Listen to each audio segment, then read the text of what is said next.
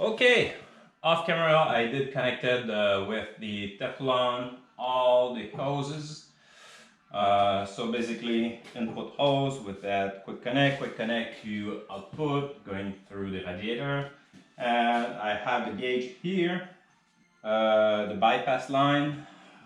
This is being tightened. I'm going to put that.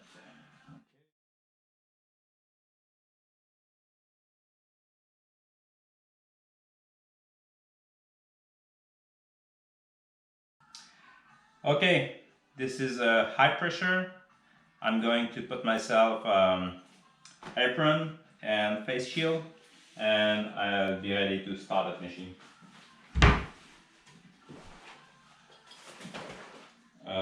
So it's going to produce a lot of smoke. I'm going to open the door.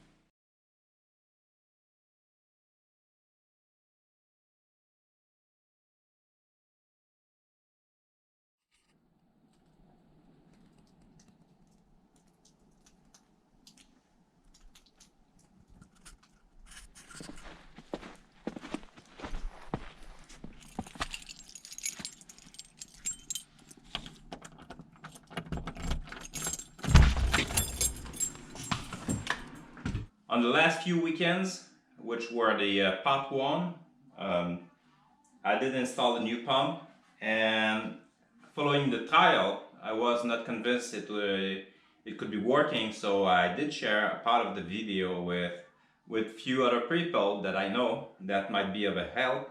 Garni was one guy. Dave also did give me some good advice there.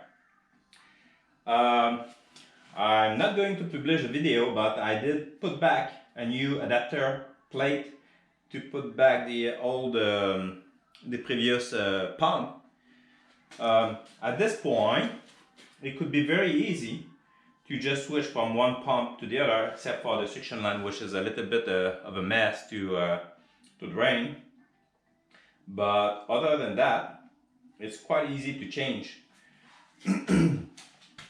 I think that I didn't give justice to the new pump. First of all, I did use the quick connect. Make a long story short, I was aiming at making a wall hydraulic unit to make a hydraulic winch, but I'm going to let go of that idea because it's a lot of stuff to move, and I'm not convinced of that idea. So that's why I had the quick coupler. Quick coupler means a lot of friction, a lot of heat, and a lot of pressure lost, and it's more for the splitter to run. I went back to the website to see the pump. The pump is actually 28 gallons per minute, low pressure, which is not the big deal. But where the splitter or the engine has some issue is when the high pressure kicks in, which is the 7 gallons per minute flow rate. I did not adjust the relief valve on the splitter valve so that I might have to relieve the pressure well below 3000 psi, which will not bog down the engine. One more detail, not a small detail. Gasoline in that tank is almost 1 year old. So wonder why I'm missing power. I'm going to replace the gasoline. A few more items. I'm going to sharpen the knives, just make sure that they're as sharp as possible. I'm going also to grease the sliders. Very small details like that. I'm going to remove as much as possible restriction in the flow. I'm going to lower the pressure relief. I'm going to put new gasoline. I'm going to sharpen the knives. I'm going to grease the sliders. And after that, if it's still not to my liking, I might go back to that old pump. What you've seen in the previous video is a very large log, sound, hard maple, gnarly log.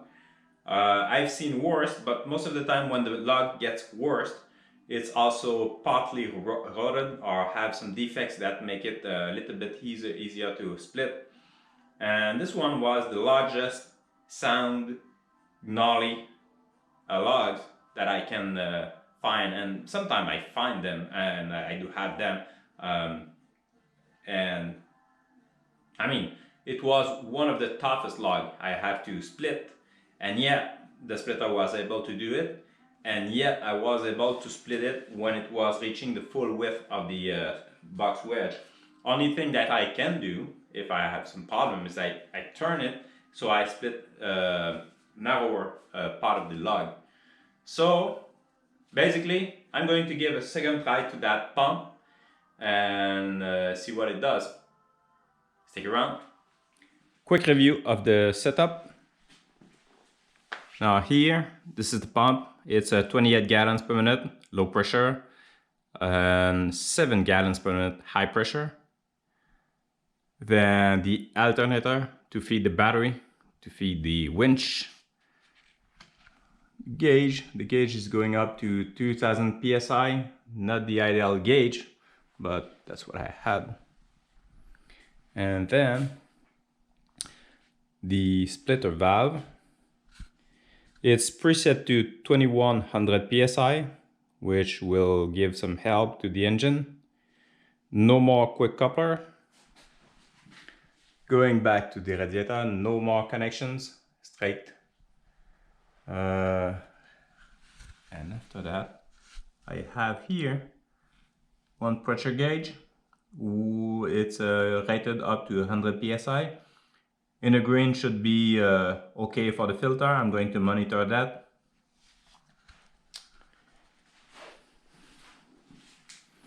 I put back the electric connection. I put this quick connect here for the fan, so I can remove the fan whenever I need.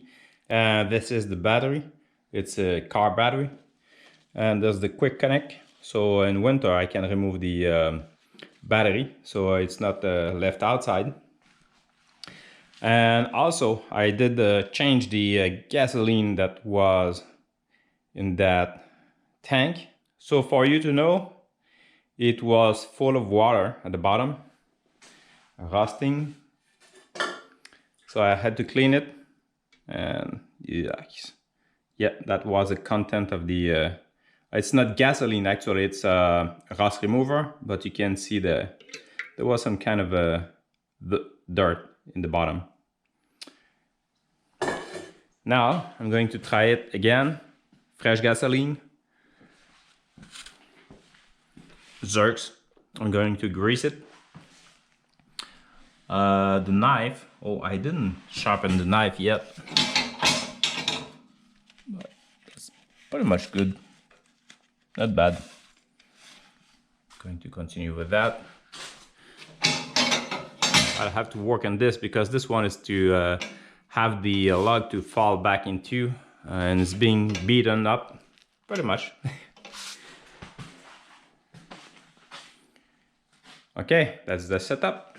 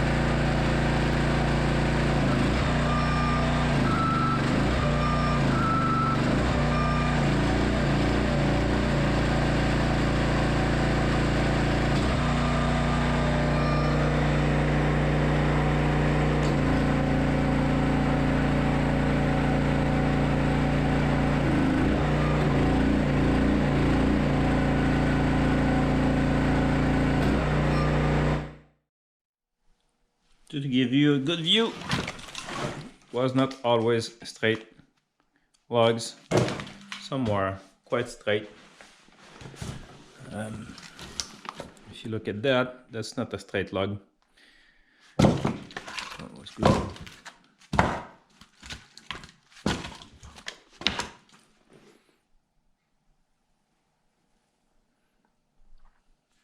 I had to replace the winch because the previous winch, I don't know what it was going inside of that, but it blew the 60 amps fuse. They're not really much meant to be left outside. So I did make a new support with the pin, so I only need to pull the pin and I can pull the winch along. What about the wire? I have two tie wraps, no big deal there. And that's how I can unhook the whole winch setup. So one frequent question I have, why do I put the winch here and not at the very end of the crane? So the reason is quite easy, is I cannot do that 8 feet high. So that's why I had to do it.